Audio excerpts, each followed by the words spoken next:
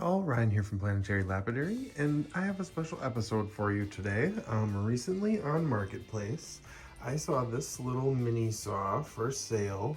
It's an inland, what is it? It's an inland wet-dry multi-use saw. So I thought, wet saw, that's cool. Tiny little thing, maybe I can use it for something. And actually I was thinking about it, and I thought, I really need a machine that takes like pieces, like when you preform down a piece, like I cut this one out on the big saw, the 6-inch saw, down to this shape, but I still don't want to take all this off on the sander. I thought that I would have a nice little machine that would be able to take this stuff off, closer to the line, dry, no water. And I don't know, I got the idea popped in my head right away that I could use this thing for that.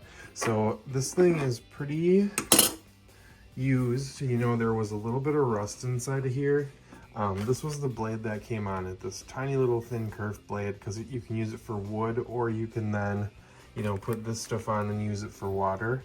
But I'm not going to use any of the water stuff. So basically what I did, this is a 5-inch disc.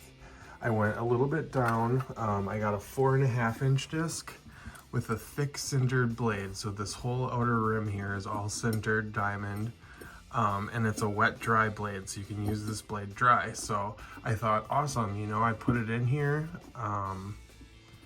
and I turned it on, and basically, well, here, I'll show you. So first off, I got this thing, like I said, it wasn't in perfect condition, but it was cheap. It was missing a foot, so it said use electrical tape for the foot. So I put that down, and I'll turn this thing on for just a second for you guys. Because I'll show you what happened when I went from this tiny little kerf to this big thick kerf on this, machine itself. So this little slip says it's 8,500 RPMs. This blade is good for 13,000. But you'll see here. I'll turn it on and you'll see what I mean. Yeah, I'm gonna turn this thing on for just a second. I'm just gonna show you how much vibration and stuff it has in this tiny little plastic case.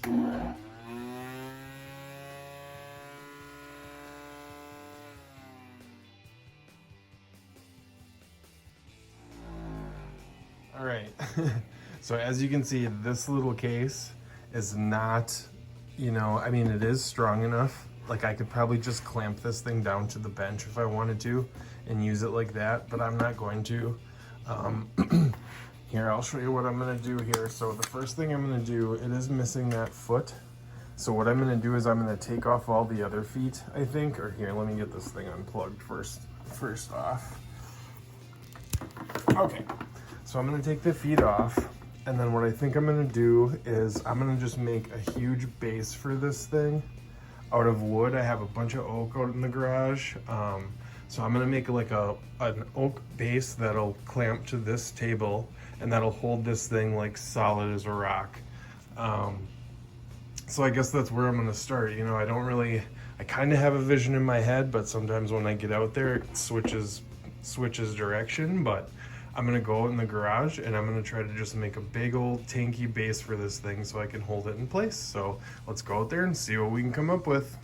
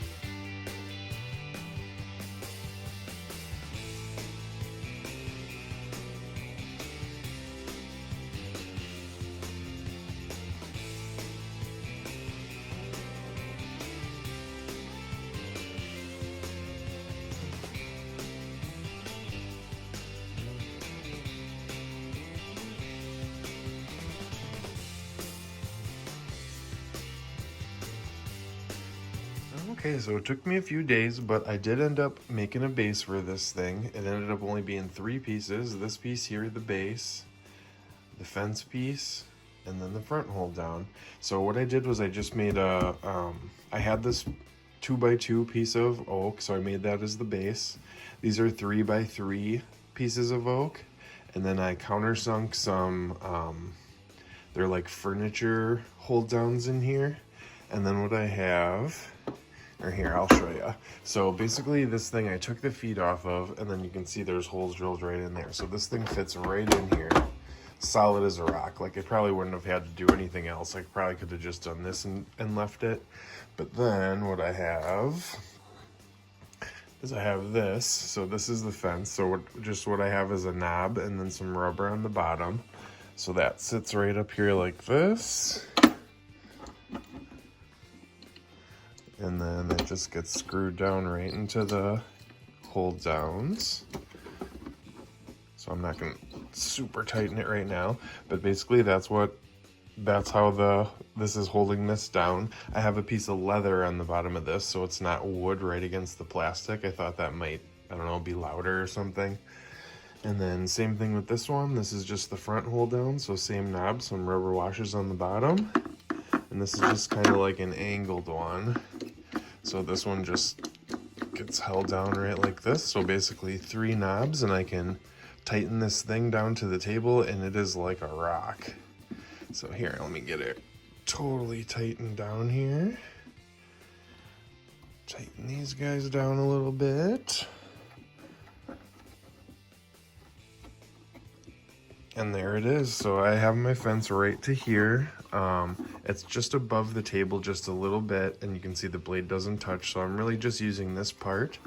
And then right around the front here is my hole for my vacuum tube, which if you watched last week's video, I made this little box for the drill press, which this fits into.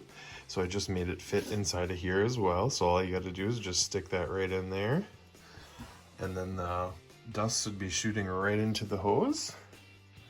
And that's about it, I guess. I just double stick tape some plastic on here, just whatever plastic I could find, just so I have this covered on the top while I'm working on it.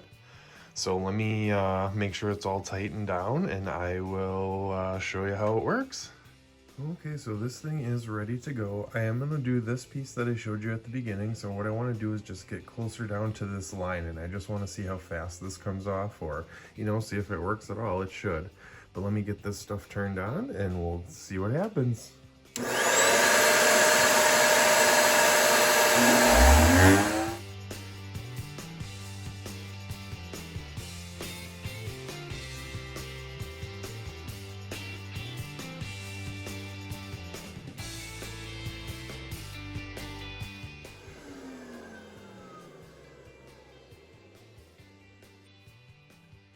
Okay, so it's definitely working as intended. You can see that I've, you know, almost totally circled this thing off already.